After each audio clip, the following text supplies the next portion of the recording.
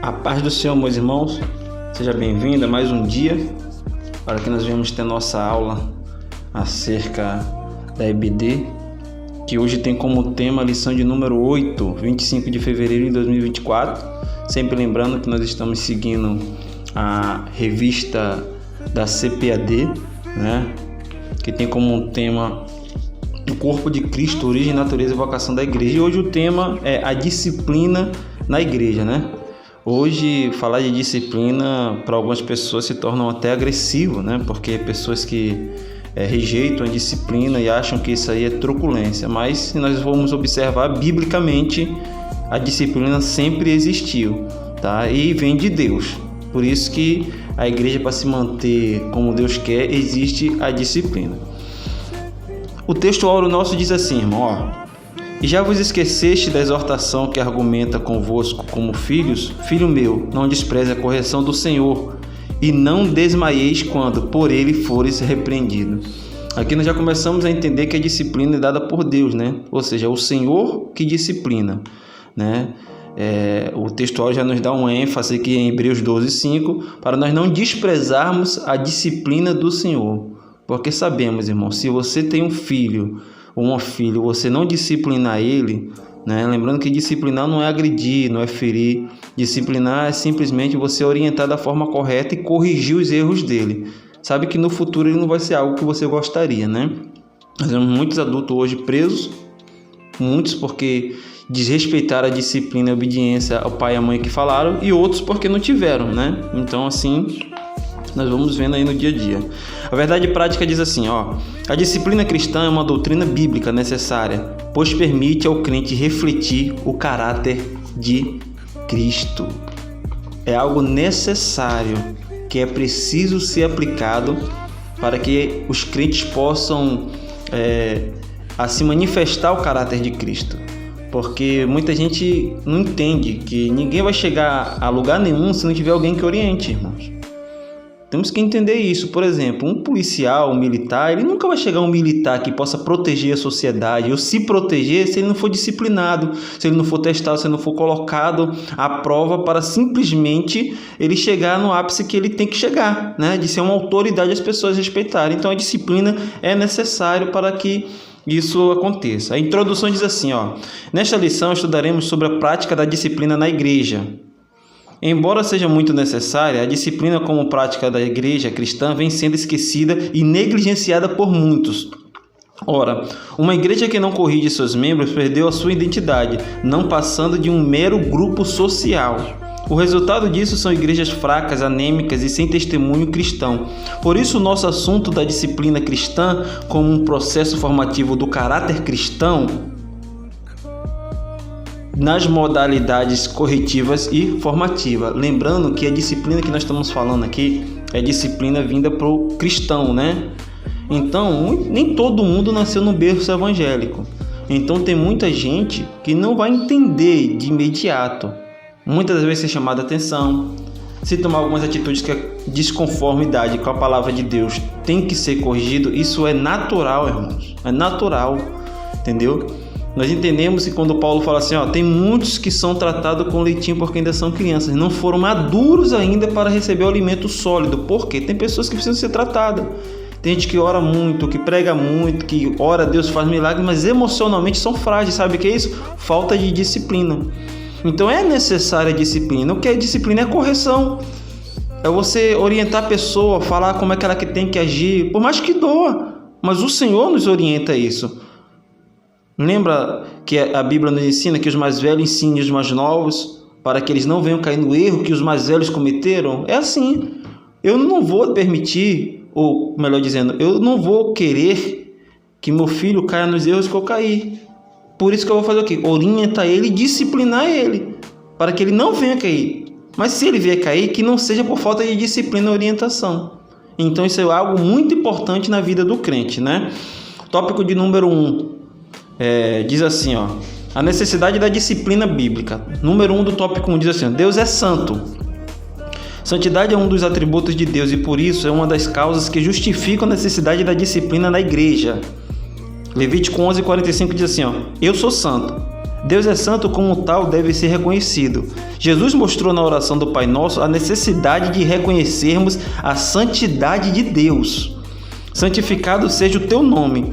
Quando Deus se faz presente, a nossa pecaminosidade se evidencia. E, vendo isso, Simão Pedro prostrou-se aos pés de Jesus, dizendo: Senhor, ausenta-te de mim, porque eu sou um homem pecador. Assim, quando o comportamento pecaminoso na vida do crente não é corrigido, a santidade de Deus deixa de ser reconhecida.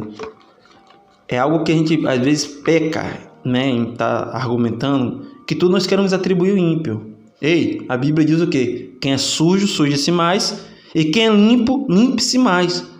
A questão maior aqui é que Deus deixou a sua palavra ao teu povo, para mim e para você que está acompanhando esse vídeo, ou alguém que está caminhando. A santidade é primordial. Santidade como estilo de vida. Quando Deus tirou o povo lá do deserto, do Egito, Ele pediu ao povo: olha, não se curve diante de outros deuses e tenha uma santidade como estilo de vida. Por quê? Porque Deus já sabia. Ah, evangelista, mas o que é santidade? Santidade é separação, é ausentar-se de certos lugares, de certas pessoas, de certas amizades. Tem amigos que, por mais que você goste, que você convive, você não pode estar no mesmo lugar que ele, porque você é separado. E Deus vem para buscar um povo separado. A Bíblia diz que é tão sério esse negócio de santidade, que a Bíblia diz assim, então Deus irá buscar um povo de dentro de outro povo. E as pessoas estão vivendo como se nada tivesse acontecendo, como se fosse algo normal, e não é. Então atente para isso, porque a santidade do Senhor é muito importante para nossas vidas. Número 2 do tópico 1 diz assim: a igreja é santa. Deus é santo e a igreja também deve ser. Sede santos porque eu sou santo. Ao formar seu povo, tanto na antiga como na nova aliança, o desejo do Senhor é que ele fosse um povo separado, que eu acabei de falar. Na verdade, a palavra grega ágios, traduzida como santo, possui o sentido de separado ou consagrado. Então Deus tem um povo separado. É por isso que o mundo não te entende, as pessoas não te compreendem. E não é para te compreender. Se o mundo começar a te aceitar, irmão, tenha cuidado. Se o mundo começar a te ver como uma boa pessoa, tenha cuidado. E o mundo que eu falo é as pessoas. Não é que você seja uma pessoa ruim, mas se as pessoas têm você na presença e não se incomodam devido às suas atitudes, é que tem alguma coisa errada. Se você está no mesmo lugar que ela, se você faz as mesmas coisas que ela, se está sempre presente no meio de... Estou falando de ímpios. Salmos 1 diz o quê? Bem-aventurado o varão que não anda segundo o conselho dos ímpios e nem se detém no caminho dos pecadores. Então nós temos que ter essa noção de que a santidade é separação, é renúncia. Não tem jeito, você é outro tipo de pessoa. Ah, mas meu filho, ah, mas meu primo, mas meu tio, mas mais muita coisa. Então, ou você toma uma posição mediante o que Deus quer para a sua vida, ou você pagará o preço naquele grande dia. Porque se Deus é santo, Ele requer do seu povo santidade. Santidade é algo difícil, não é fácil, não é difícil. E quando eu falo santidade, eu não falo só de prostituição, de drogas, de vícios, não. Eu falo do celular, eu falo do stream, eu falo do Netflix, do Amazon, de todo tipo de entretenimento que tira a sua santidade. Porque muitas vezes você não pratica, mas você empresta os seus olhos, contamina a sua mente e desce para o seu coração, onde você toma as atitudes. E você continua falando, você nem se ouve e fica ouvindo, falando coisas que ímpios, que não têm temor a Deus, que não servem a Deus, não sabem o que é, e automaticamente você está fazendo, você está perdendo sua santidade. Sabe isso onde muito acontece? Nas novelas, nos Big Brother, nos programas de entretenimento, onde eles colocam uma palavra e você, é verdade. Para mim não está surtindo efeito nenhum, porque eu estou ouvindo, estou absorvendo mais nada. Mas para Deus, que é Espírito, o Espírito Santo que está ouvindo. Então temos que ter cuidado que o Espírito Santo está presente constantemente em nossas vidas. Tenha cuidado, porque algo pode acontecer e você está pensando que é algo normal e na verdade é o espiritual trabalhando. Número 3 do tópico 1 diz assim, quando a igreja não disciplina. Se a igreja, como corpo de Cristo, deve ser santa, da mesma forma o cristão, como membro desse corpo, o deve ser também. É uma coisa só. A santidade faz parte da identidade do cristão. Logo, a falta de disciplina acaba embotando essa identidade. Surge então a imagem do crente mundano ou carnal. Olha que coisa terrível. Crente mundano ou carnal.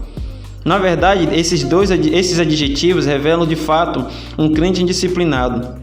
alguém que não tratou ou não foi tratado, aquilo que acabou se tornando um hábito pecaminoso. Nesse sentido, a falta de disciplina acaba destruindo o limite entre o sagrado e o profano. Portanto, uma igreja que não disciplina seus membros torna-se mundana. Ou seja, não há diferença. Olha, já viu como é pesada essa palavra? Um crente mundano, um crente ímpio. Como é que nós vamos ganhar as pessoas que são de Cristo se de fato nós estamos agindo como mundano? Como é que nós vamos ganhar pessoas que são lá de fora do mundo se nós fazemos as mesmas práticas, estamos nos mesmos lugares? Os ímpios não vão entender, irmãos. Os afastados não vão entender. Vão te chamar de religioso, vão te chamar de que você é uma pessoa que não tem convívio social. Não importa. O importante é você fazer a vontade de Deus e acreditar que grandes coisas Ele vai fazer através da sua renúncia. É a sua renúncia que vai levar pessoas para os céus, inclusive a sua alma. Então não perca o foco e acredite que Deus está no controle de todas as coisas. O tópico de número 2 diz assim da lição, o propósito da disciplina bíblica: manter a honra de Cristo. Quando o pecado não é tratado na vida do crente, Cristo é desonrado. O nome de Deus é blasfemado entre os gentios por causa de vós. Se não corrigido, o comportamento pecaminoso compromete-se o testemunho do cristão. Olha, começa a vir o testemunho, ou seja, a Bíblia diz que nós somos o quê? Temos o quê? Um mar de testemunha. Pessoas que estão a todo momento o quê? Simplesmente nos observando, vendo de fato o que nós estamos fazendo, para ver se de fato bate com aquilo que ela prega. Por quê? Porque se nós não vivermos o que nós pregamos, o evangelho é falso. Paulo certa vez falou o quê?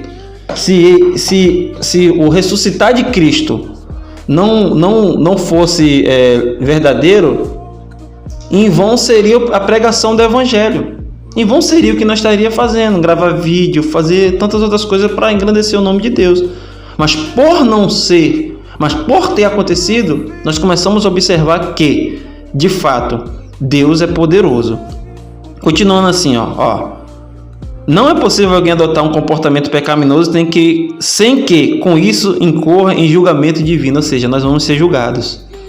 Nós vamos ser julgados por tudo aquilo que nós temos feito, falado, pensado e principalmente agido. Então tenha cuidado com aquilo que você faz, com aquilo que você fala, com as coisas que você argumenta, porque Deus ele se faz presente, e por ele se fazer presente, ele contempla tanto bons e ruins, e Ele dá o galardão a cada um que assim merecer. Número 2 do tópico 2 diz assim, frear o comportamento pecaminoso. Outro propósito da disciplina cristã está no fato de que ela põe um freio no comportamento pecaminoso. Isso porque o pecado é algo extraordinariamente contagioso que tem poder de se alastrar com facilidade. Não sabeis que o pouco de fermento faz levedar toda a massa? O principal objetivo da disciplina é frear a atitude que vai contrária à vontade de Deus. Não é te ferir, não é te machucar, não é fazer com que você venha se sentir mal na igreja ou envergonhado. A disciplina não é para isso. Pelo contrário, muitas pessoas que são disciplinadas, muitas outras nem sabem o motivo, né? Que tem algumas coisas que são feitas que são à vista de todo mundo e automaticamente vão saber, né? Mas, na verdade, o principal sentido da disciplina é o quê? É mudar o comportamento. Uma pessoa que comete um crime, é preso e retirado da sociedade e fica um tempo encarcerado, ele está sendo disciplinado para quê? Para que ele saiba e tenha consciência de que aquela atitude não pode ser mais tomada. Assim é na igreja, assim é com o ser humano, isso é para seres humanos. Então, a disciplina é essencial para mudar e transformar a mentalidade de muita gente. Tem muitas crianças aí que eu vejo de pais e filhos que têm um comportamento totalmente inadequado, essa é a palavra correta. Mas é por quê? Porque não tem disciplina. Não põe castigo, não tira o celular, não coloca de forma em que ele vai entender. Meu filho tem 11 anos de idade. E às vezes as pessoas pensam que ele é mudo quando ele vai para algum lugar. Mas não é, é comportamento, é disciplina. Já falei com ele. Respeita a casa dos outros.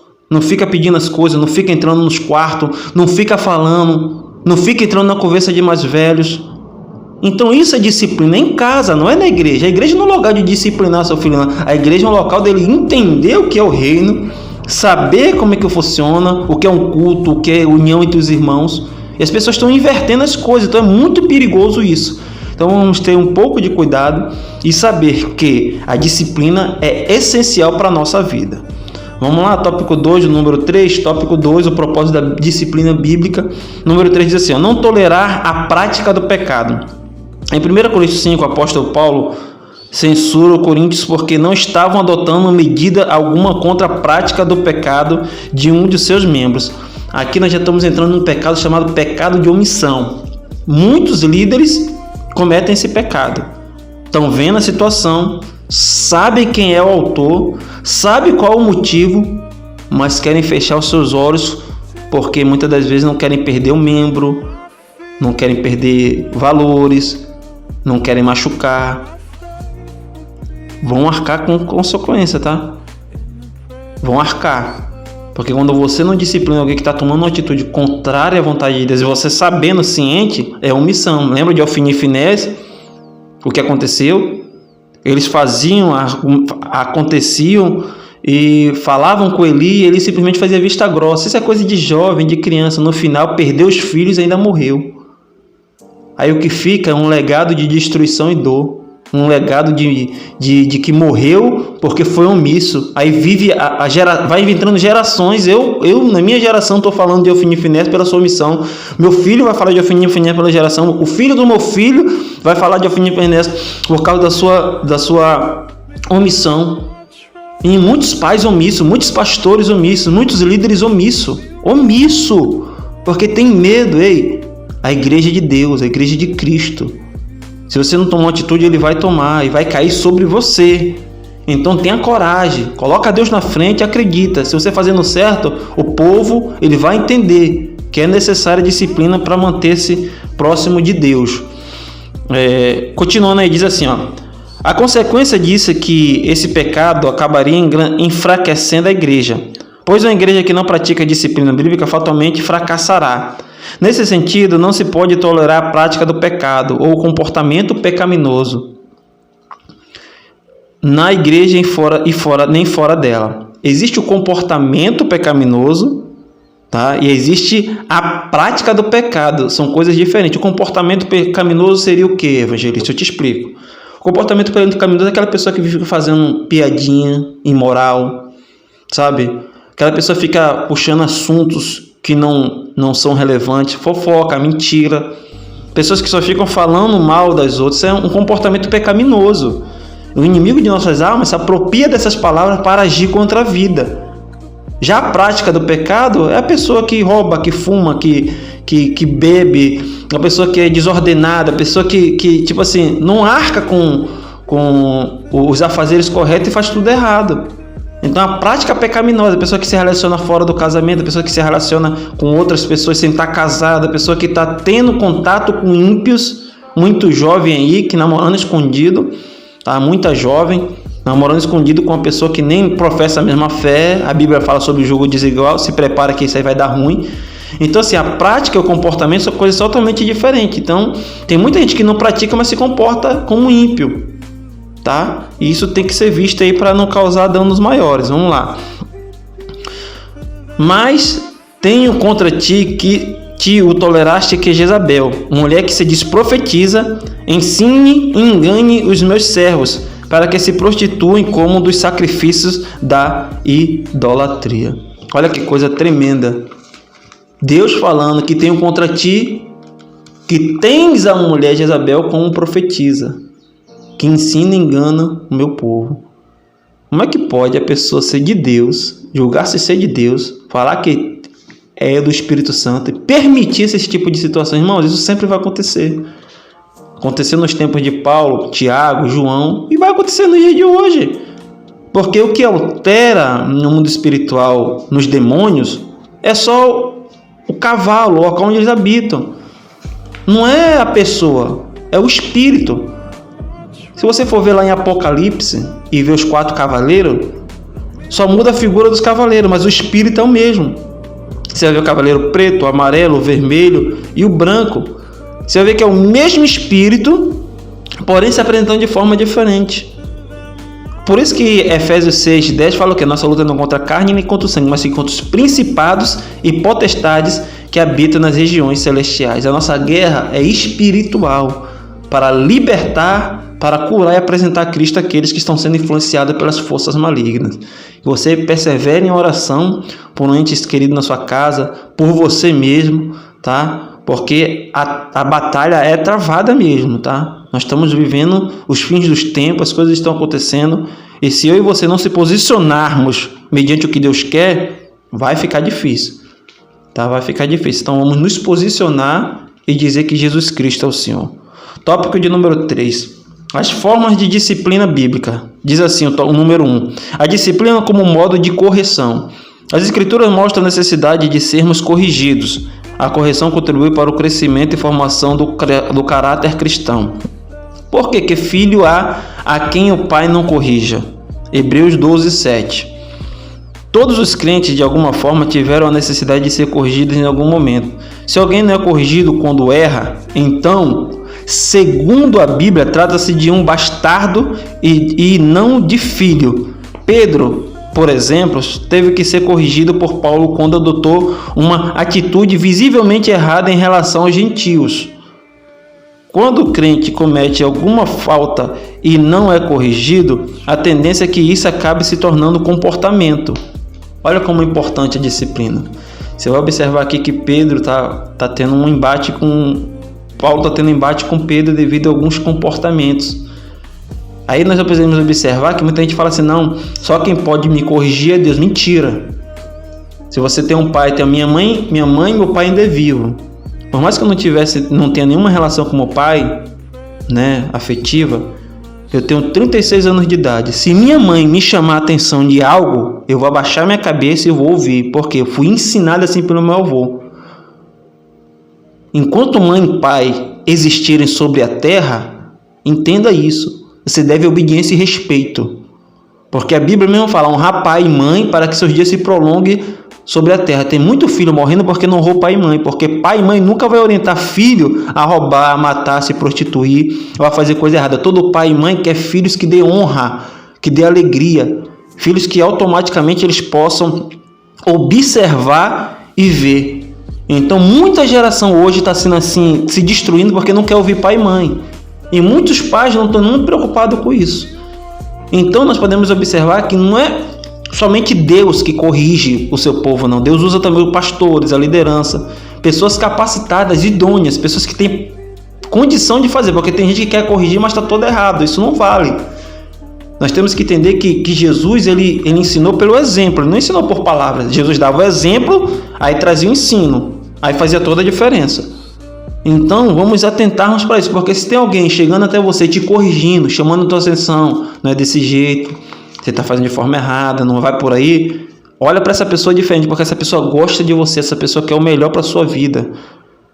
Porque quem não quer nada melhor para você, nem te corrige, nem fala nada com você. Deixa você sofrer. Quando você vê, você está sofrendo, pagando um preço, aí depois vai dizer, não me avisou. Até te avisaram, mas você não quis dar ouvido. Então entenda que o seu comportamento faz muita diferença.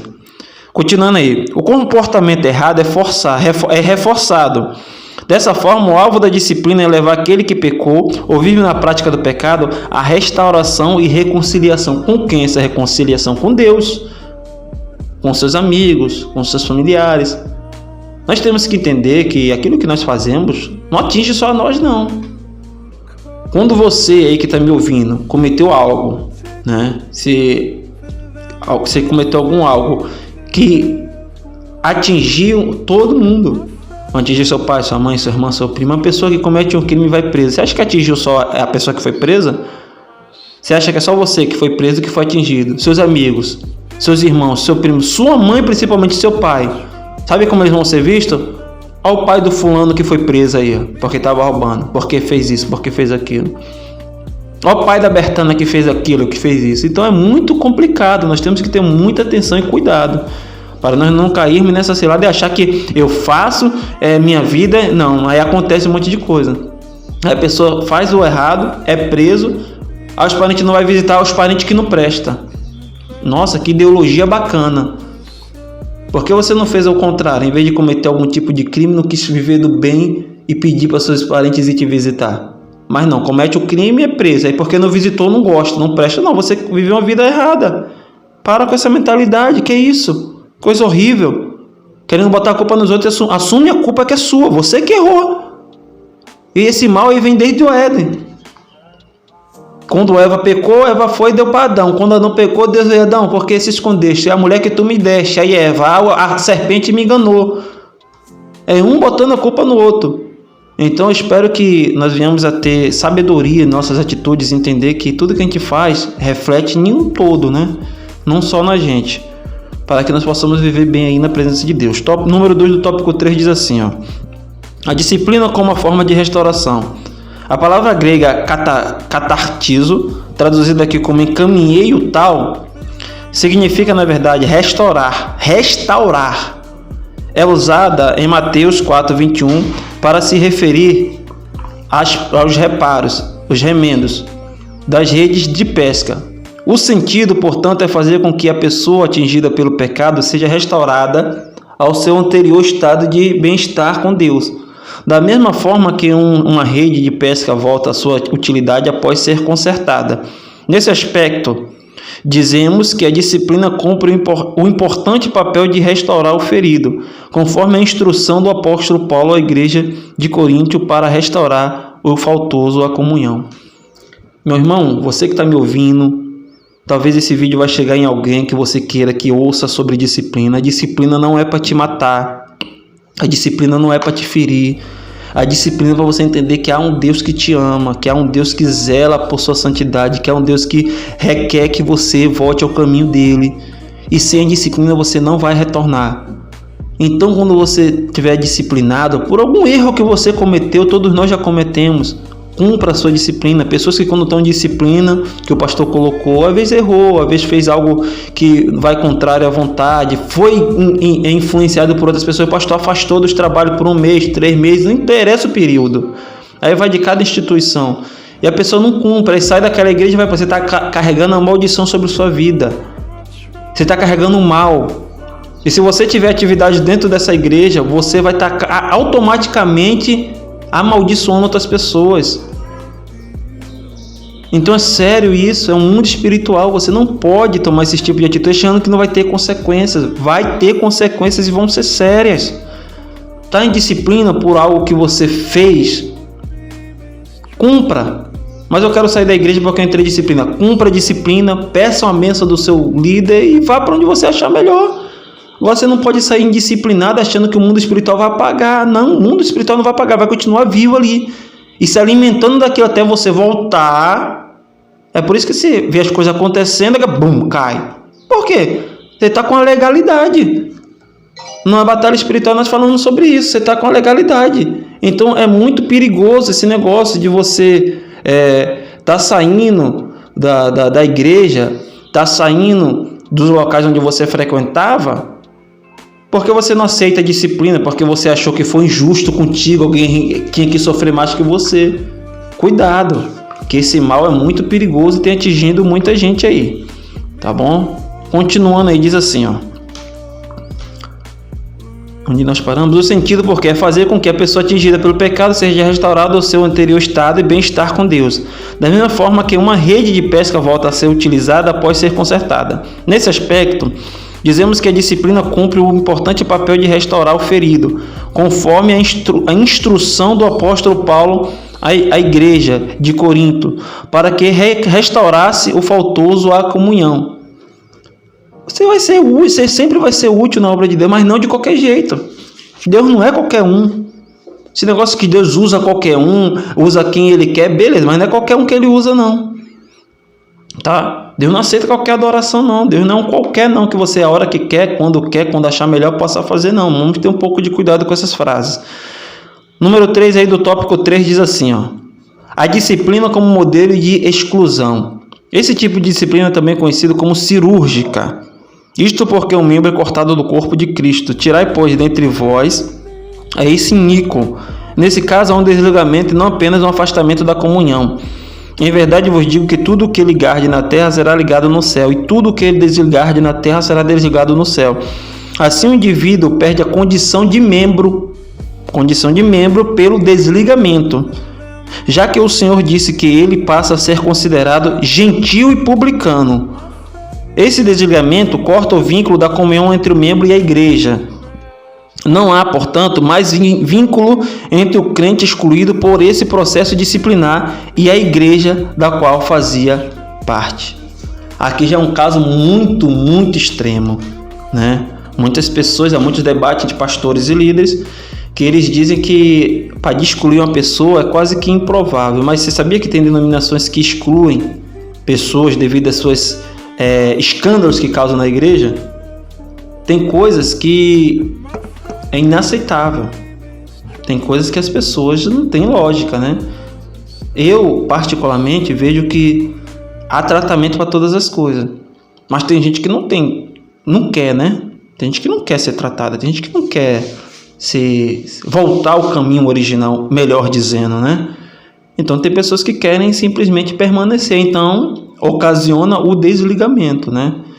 Já participei de denominações onde o líder mesmo falava que você errar, você pecar, a gente vai te tratar se você quiser o tratamento, mas se você entrar no caminho da fofoca, é desligado diretamente. Por isso que eu digo, é de instituição para instituição, né? Mas para a pessoa ser desligada da igreja, do corpo, né? Quando eu falo do corpo de Cristo, é da igreja ali local, algo muito forte ela fez. Porque nem um pastor instruído é desligar. A pessoa tem que saber o que foi, o motivo, a ocasião. Se a pessoa não quiser tratamento, vai fazer o quê? Vai permanecer, deixar ela contaminando o rebanho? Não, tem que tomar uma atitude de autoridade dentro da palavra de Deus, com carinho, com entendimento, sabendo que é uma vida, tá? Sabendo que é uma vida, porque para não se perder e ir para o inferno. Mas porém, se entre contaminar toda uma multidão e ter que desligar essa pessoa, que essa pessoa seja desligada e que venha a santidade na vida dos irmãos que estão congregando.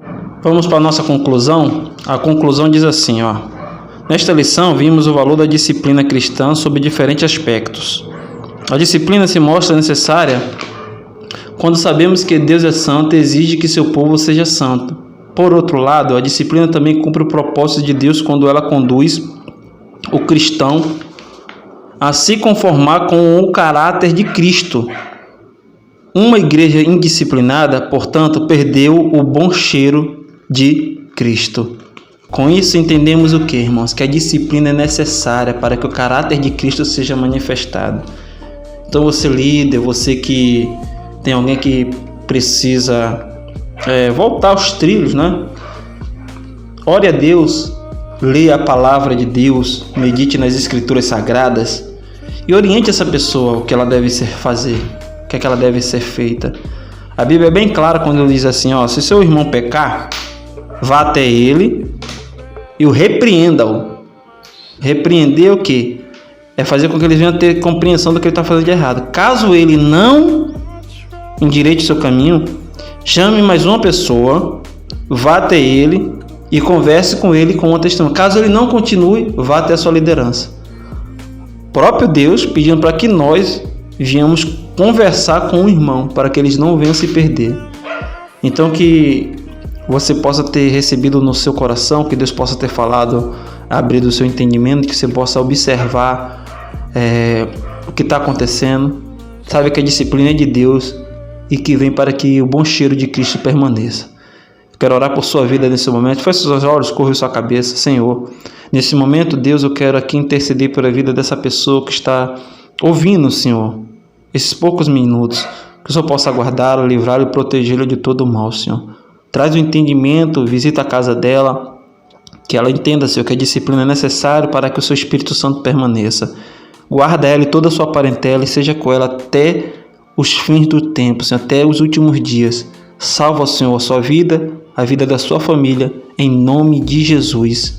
Amém. Que Deus te abençoe, que você tenha um dia abençoado e que o Senhor possa falar poderosamente ao seu coração. Fique na paz.